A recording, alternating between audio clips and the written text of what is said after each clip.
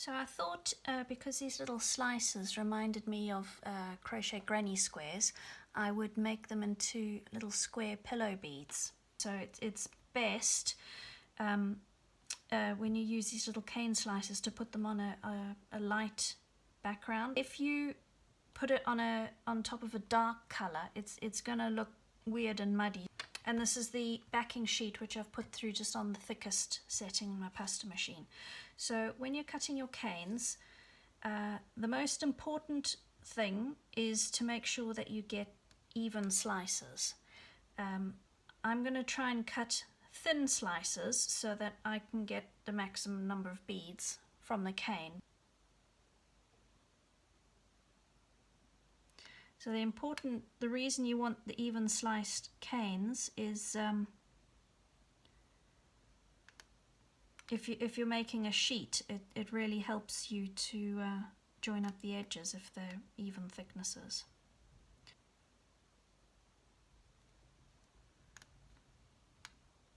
Right, so I've got a few there.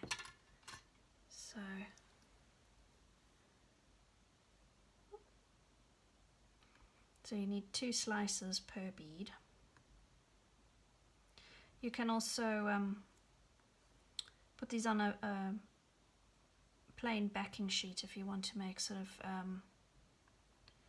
one-sided beads. That would be good for a bracelet, or I'll show you another technique to embed wire to make a sort of a charm. So I'm just roughly cutting these out on the backing. So the backing is on the thickest setting. So in total, that's about 3 millimeters thick. So the thicker your backing sheet, the more puffy your little pillow beads are going to be.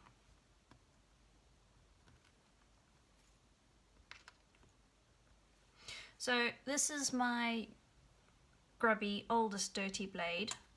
I use this for sort of first cuts, and then this is a newer, sharper blade which I use when I want a precision cut.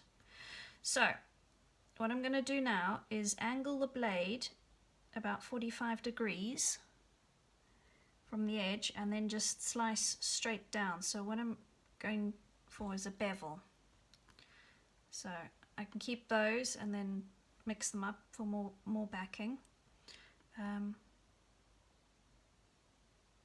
find it best to do opposite sides first. So I'm starting the slice just below the top of the cane, the top of the thickness of the cane. Right, so what you're left with is a beveled edge, and then there's cane sticking out beyond the backing. So what I'm going to do next is match up one side. So I'm matching up the bevel, and then just checking that the patterns are lining up nicely there. And then I'm using my little knitting needle just to smooth out over the edges. So I'm supporting it on that finger.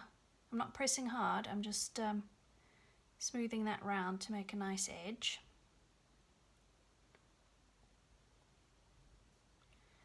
And then very gently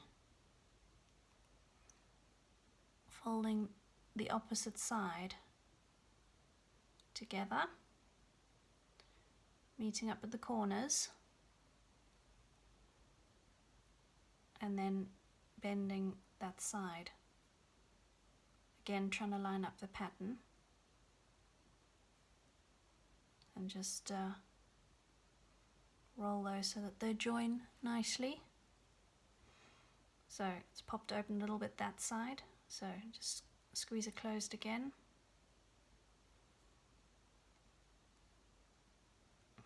Roll it, and then now I should be able to do the other 2 sides. Just pinch it gently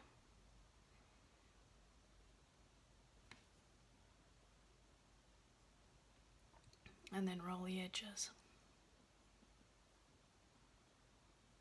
What I do is I just roll the edge slightly on my board so that you can get a nice sort of rounded corner. That's oxymoron, but there you go. Just to sort of flatten that.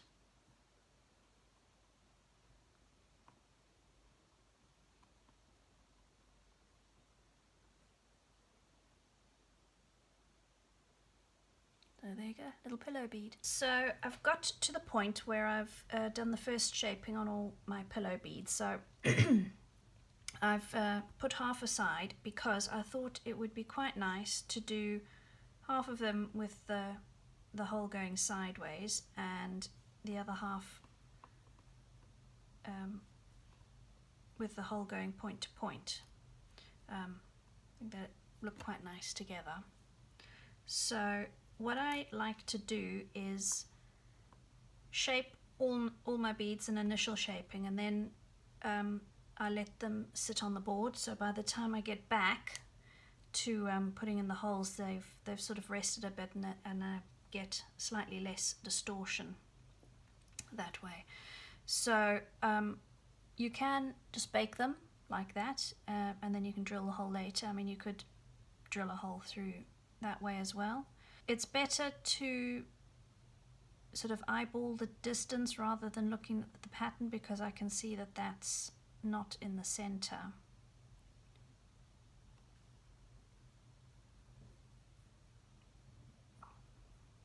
So I'm just looking at it from different angles to try and make sure that my needle's going straight through.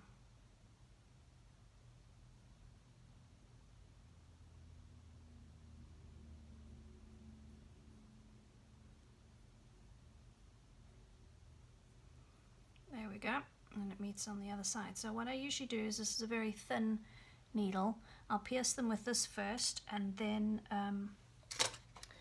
I'll decide if I'm going to have a smooth surface, I'll roll it on this glass top, or because these remind me of sort of crochet granny squares, I'm going to add a bit of texture to sort of add to that textile impression.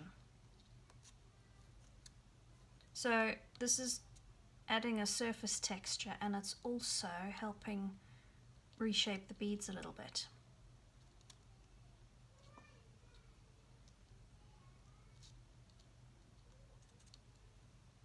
So after I've done the small needle and the texture, then I will use my bigger needle just to expand that hole a little bit more. Now you can just leave it with the tiny hole, and then you will probably want to use a little drill bit afterwards just to increase that hole, because unless you're using very fine needles and thread, this hole's not going to be big enough. So there we go, the bead's ready for baking. If you want to have your holes going point to point so that it hangs in a sort of diamond formation, it's very similar. Just pick a corner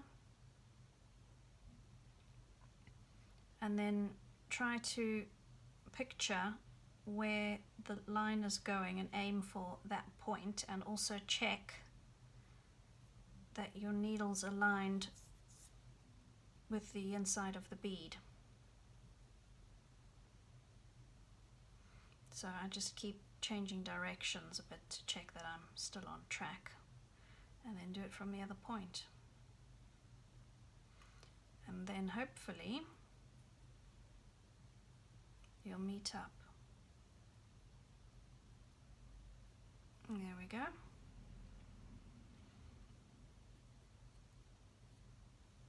So again, I'll do some texture.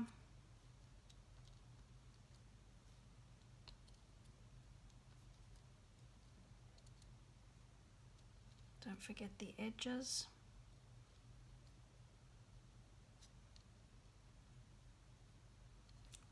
And then I will increase that a little bit more with the larger needle.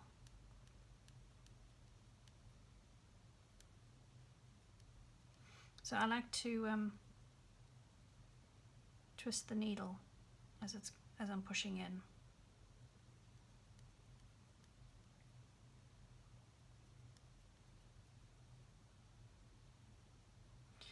So just with these, when it's on the tip, just sort of flatten that a little bit, because if these edges are too thin and pointy, then they're going to crack off, and then it's not going to look good when you put your pin in or whatever your stringing materials are going to be.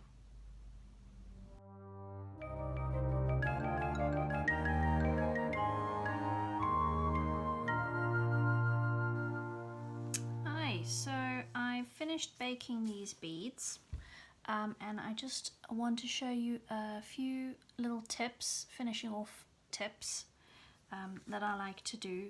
So I've got it's a very fine drill bit. I think it might be about 2 mils, and this handle bit I think is called a pin vise. So what I like to do, just to make sure that the holes through the beads are nice and even, is I'll just go through with this drill. So I'm holding the bead still, just twisting the drill, and I go part way through, pull it out, and then just flick these bits off the thread. If you just keep drilling, it can pop the bead because it builds pressure. So I do that from one side and then the other side.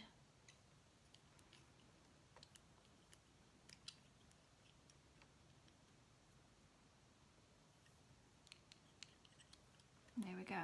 So now I know that that's a nice even sized hole for beading. So sometimes I collect up the little drill shavings, and I use those as decorations on the outside of some beads. So that was the side to side hole. These ones I did point to point, so same thing. So after I made these holes, when the clay was still soft, I just squished it down so that when I come to do this stage, there's a bit of clay around the hole, because if there's nothing there, then you can end up sort of cracking these very thin edges, and then it doesn't look good when you come to string it.